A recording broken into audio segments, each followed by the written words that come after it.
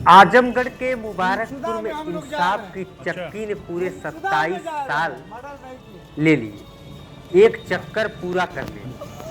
एक पूरी पीढ़ी जवान हो गई, बाल सफेद हो गए और 4 आरोपी तो अपनी फाइलें बंद करके दुनिया ही छोड़ गए। शायद ऊपर जाकर खुदा की अदालत में हाजिरी देना उन्हें हमारे सिस्टम की तारीखों से ज्यादा आसान लगा। आज हम बात करेंगे उस ऐतिहासिक फैसले की जिसने 1999 के उस जख्म को फिर से कुरेद दिया है, जिसने मुबारकपुर की रूह और वहां की साड़ियों की चमक दोनों को छीन लिया था।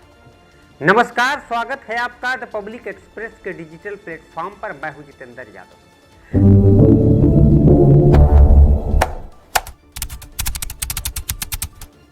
तारीख थी 30 अप्रैल 1999। मुबारकपुर में मुहर्रम का जुलूस निकला था।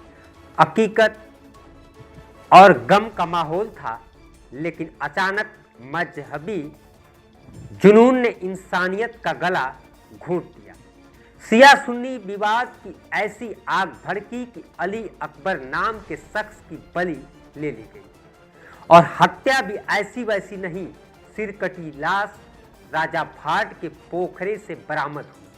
सोचिए उस वक्त के हालात, पूरा क्षेत्र बारूद के ढेर पर बैठा था और पुलिस के हाथ पांव फूल रहे थे। लेकिन रुकिए, इस कत्ल और दंगे ने सिर्फ अली अकबर की जान नहीं ली, बल्कि मुबारकपुर की उस रेशमी रूह का भी गला घोंट दिया जिसकी मिसाल कभी पूरी दुनिया देती थी। वही मुबारकपुर जिसकी रेशमी साड़ियां कभी 7 समंदर पार देश का नाम रोशन करती थी, जो शहर प्यार और भाईचारे के धागों से साड़ियां बुनता था। उस शहर ने 1999 के उस काले दौर में नफरत के ताने बाने बुनना शुरू कर दिया।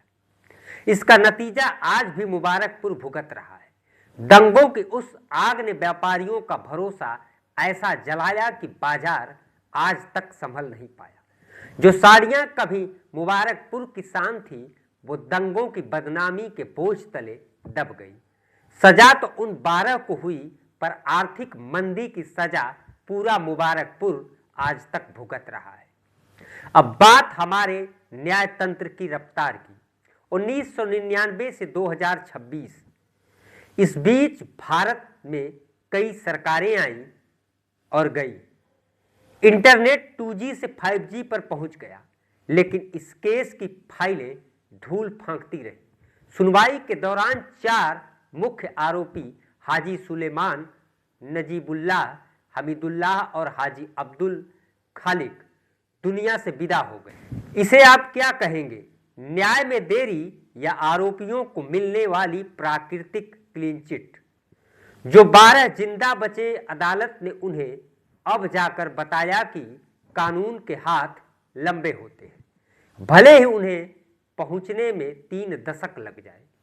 जिला एवं सत्र न्यायाधीश जयप्रकाश पांडे की अदालत ने आखिरकार मोहर लगा दी। सभी 12 दोषियों को आजीवन कारावास यानी उम्र कैद की सजा सुनाई गई है और 61,000 रुपए प्रति व्यक्ति जुर्माना भी लगा है।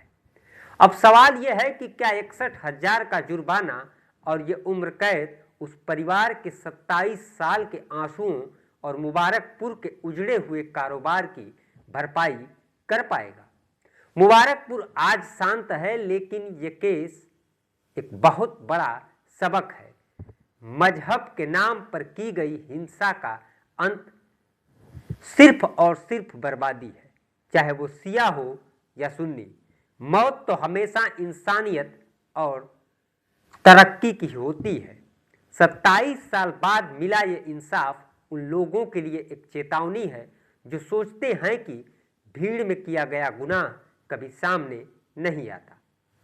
पर सिस्टम से एक सवाल तो बनता है, साहब अगली बार क्या हम इसे थोड़ा जल्दी निपटा सकते हैं, ताकि इंसाफ होते देखने के लिए किसी को अपनी अगली पीढ़ी का इंतजार ना करना पड़े।